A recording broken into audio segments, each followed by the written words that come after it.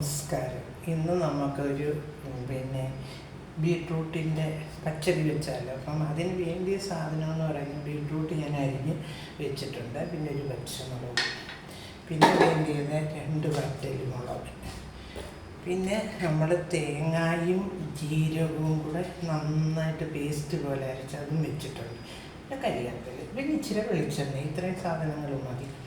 പിന്നെ തൈര്, ഉപ്പ്, ഇത്രയും മതി. അപ്പം ഞാൻ അതെല്ലാം എടുത്ത് വെച്ചിട്ടുണ്ട്.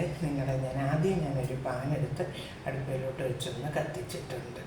അത് കഴിഞ്ഞ് അതൊന്ന് ചൂടായി കഴിയുമ്പോൾ നമുക്ക് ഒരു കാര്യം ചെയ്യും, കടുവിട്ട് പൊട്ടിക്കും. അപ്പം നമ്മൾ ചീനിച്ചട്ടിയെല്ലാം ചൂടായി നമ്മളിത് വെളിച്ചെണ്ണ വെച്ചാൽ ഇത് വെക്കുന്നത്. അപ്പം നിങ്ങൾക്ക് കാണാമെന്ന് വിചാരിക്കും. അപ്പം നമ്മുടെ എണ്ണയൊന്ന് ചൂടായിട്ടുണ്ട്. നമ്മുടെ എണ്ണയൊന്ന് ചൂടാക്കിയിട്ടുണ്ട്. അതിനകത്തോട്ട് നമുക്ക് കടുവിട്ടിട്ട് നമുക്ക് 2 വറ്റൽമുളകും നമ്മൾ ഇടുന്നുണ്ടല്ലോ, അതും കൂടി. നമ്മളിതിന് മുളക് പൊടി ഒന്നും ചേർത്തിട്ടില്ല. ആ വറ്റൽമുളക് വന്നിട്ട് നമുക്ക് ആദ്യം ഞാനൊരു പച്ചമുളക് എടുത്ത് വെച്ചിട്ടുണ്ടായിരുന്നല്ലോ, അതും കൂടി ഇത് കഴിയുമ്പോൾ ഇതിനകത്തോട്ട് ഇടും.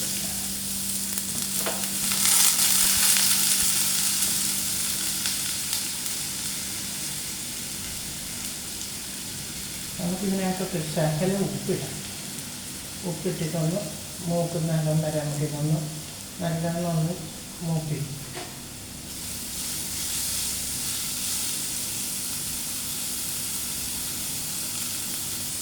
നമ്മുടെ ഇതിനകത്തൊക്കെ നമ്മൾ ഒരു പച്ചമുളക് ഇട്ടിരുന്നില്ലേ, അതും കൂടെ നമ്മൾ വേറെ മുളക് പൊടിയൊന്നും ചേർക്കുന്നില്ല.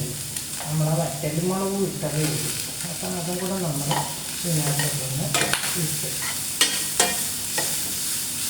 ഇതൊന്ന് മൂക്കുന്നിടം വരെ ചെറുതായിട്ടൊന്ന് അപ്പം അതെല്ലാം നന്നായിട്ട് മൂത്തിട്ടുണ്ട്. നമുക്ക് ഇനി ഒരു കാര്യം ചെയ്യാം, ഈ നമ്മൾ അരച്ച് വെച്ചേക്കുന്ന തേങ്ങയും ജീരകവും കൂടി ഉണ്ടാകും.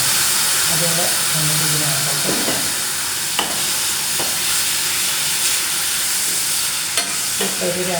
ഒരു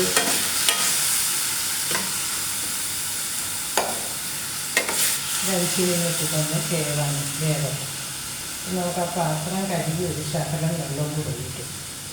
അപ്പം നമുക്ക് നമ്മുടെ ബീട്രൂട്ട് പച്ചടിയുടെ അരപ്പെല്ലാം നല്ലോണം വെന്തിട്ടുണ്ട്. ഇനി നമുക്ക് നമ്മുടെ തൈരിരിക്കുന്ന ചെറു ചൂടോടെ ഇരിക്കണം, അല്ലെങ്കിൽ ഒരു അപ്പം നമുക്ക് ഗ്യാസ് അങ്ങ് നിർത്താം.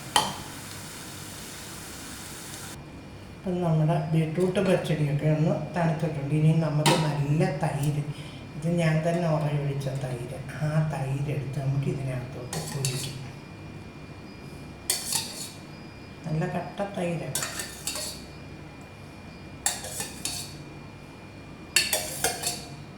നല്ല കട്ട തൈരൊഴിച്ച് പിന്നെ ഇതൊന്ന് ഇളക്കാം. അപ്പം ഞാൻ ഗ്യാസൊക്കെ നിർത്തിയേക്കുക. നമ്മുടെ കട്ട തൈര് നമ്മുടെ ബീട്രൂട്ട് പച്ചടി നല്ല അടിപൊളിയായിട്ട് എല്ലാവരും നിങ്ങളല്ല. അപ്പം ഞാൻ കടുവൊക്കെ വറുത്ത് ഇതിനകത്ത് തന്നെയല്ല. ഇനി നല്ല അടിപൊളി ബീട്രൂട്ട് പച്ചടിയാണ്. അപ്പം നിങ്ങളെല്ലാവരും ഇതൊന്ന് ഉണ്ടാക്കി നോക്കുക. എനിക്ക് ലൈക്കും കമൻറ്റും സബ്സ്ക്രൈബും ഒക്കെ ചെയ്യുക. Okay, by.